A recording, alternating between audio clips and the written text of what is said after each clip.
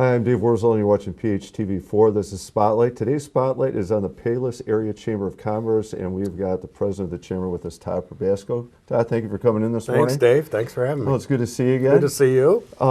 So this is a great opportunity. We don't get together often, but this is a chance to talk about what's happening with area businesses and specifically the chamber as well. So if we can kind of jump in there right away, what is the business market or situation like in the Palos and suburban area right now? Yeah, well, Palos is a little different. Palos is not big box stores. It's not national chains. We're more of local merchants, family-owned businesses. That it's always been that way in Palos, and which is kind of neat because as you go up and down Harlem or McCarthy Road or anywhere through Palos Heights and Palos Park, it's all local family-owned businesses, where the chamber then is important because it's where everybody joins and has a membership, and we interact, we network, we share information, and we're also the voice for the business community. In general, the market has been great. We have a lot of people that are firm believers in the shop local idea of supporting local business here in Palos. Yeah, that's my sense. There's a very community loyal, emphasis in the area. And now that, as you mentioned, the big box, same thing. Yeah, if we travel, 5 to 10 miles south of here, you start to bump. Not even. Go to Orland. Yeah, right. You bump those big distribution things. And it's a lot different than Palos. Yeah. That is an interesting change. So how that affects, and again, I can see the point. That's where the chamber becomes even more beneficial because you can help these small business owners network together. Yeah, right? They love it. And it's a way for them to communicate with each other, whether it be business or socially, but we're also the voice for them. So when there's issues with local government or things going on here and around town, we have a voice for them and we represent all of them when we go to talk to people about things going on. Maybe you're answering the next question I was going to ask already, because it sounds like, all right, so how does the Palos Area Chamber help local businesses? Well, obviously this is one of them, right? Mm-hmm. Yeah. Okay. Well, we have an issue going on, which I think a lot of people know. We have the business community and the people going to the local businesses is great. People are shopping, they're dining, they're spending money. But one of the biggest problems we have is a lack of parking. Right. And, you want to go spend money, you want to go out to eat, and you go up and down Harlem Avenue, and there's a lot of great places to go. But the danger is you might give up at some point. Right, because you can't find a parking spot. So we as the chamber have been a proponent to the local government officials to move forward with getting that additional parking.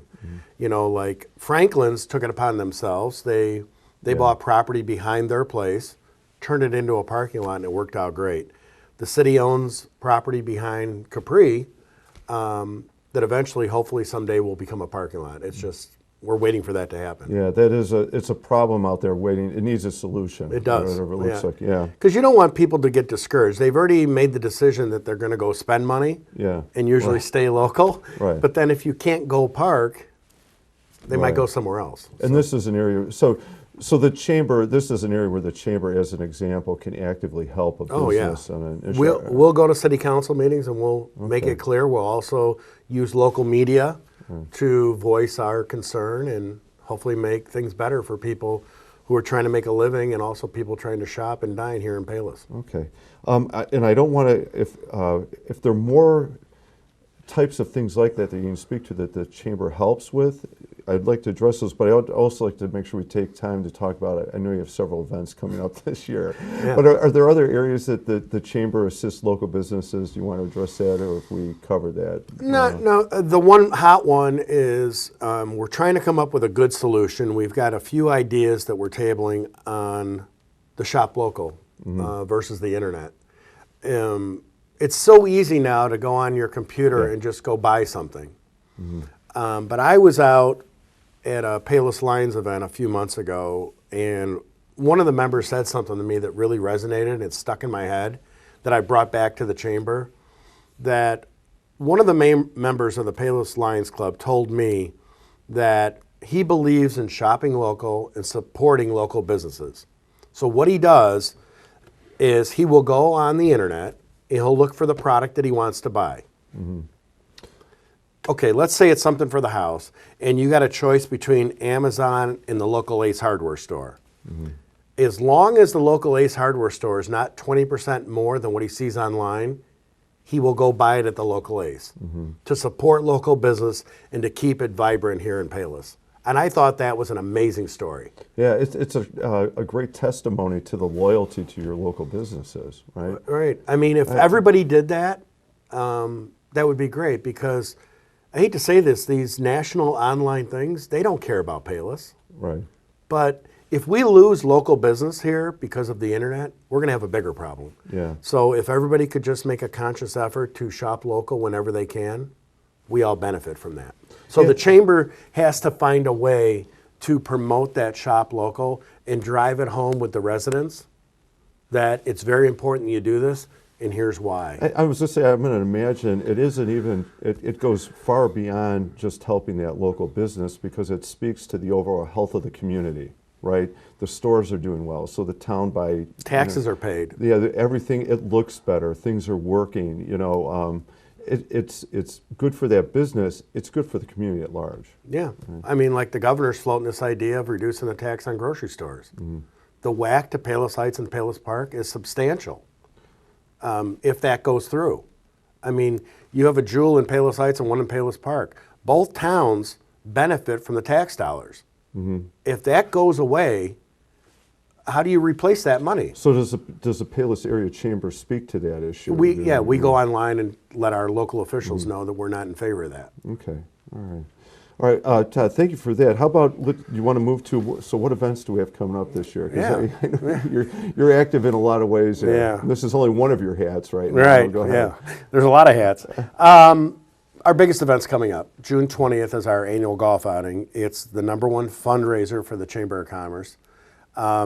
It's a great day. It's turned into being like a go-to event for local business people and residents. It sells out every year.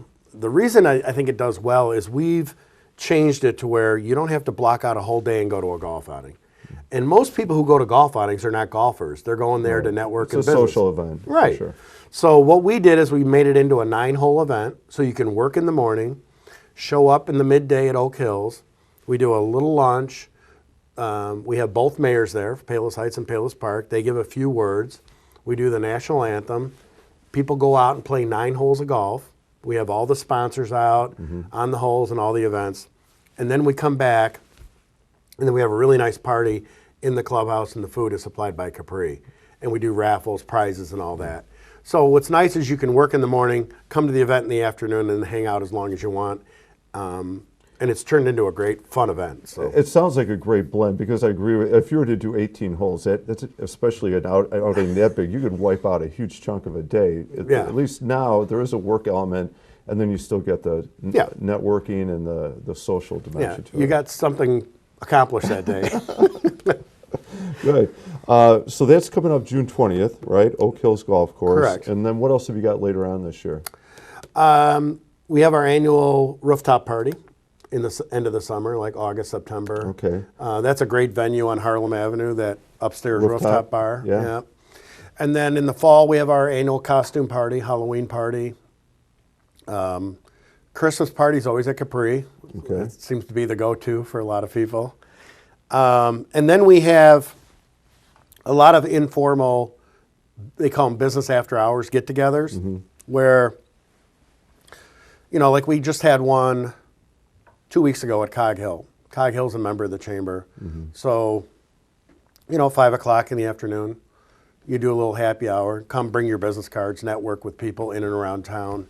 So we sprinkle those throughout the year, and those get scheduled, and we let them know by email, social media, and our website. Okay.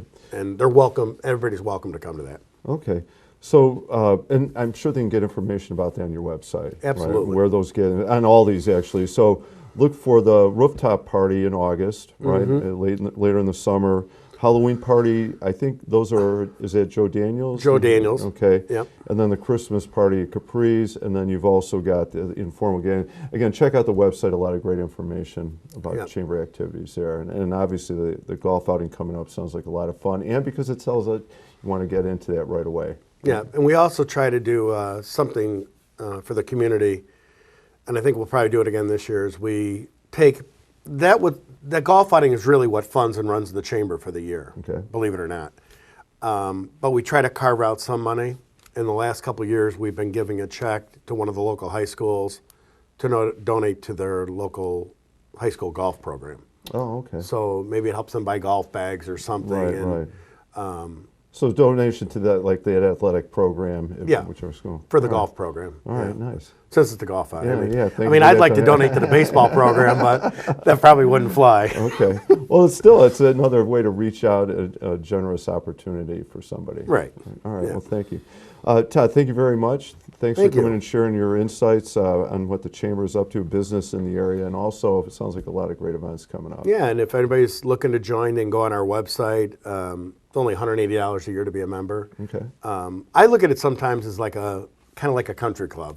You join because of the members, and you have fun and you network. You have fun, but it can also help your business. So, All right. Yeah. A lot of good reasons. A lot of good, absolutely. Okay. Thanks again, Todd, thank for coming you. on. Thank you. I'm Dave Wurzel, and you've been watching PHTV4, and the spotlight has been on the Palos Area Chamber. We've been speaking with President Todd Probasco. Thank you for watching.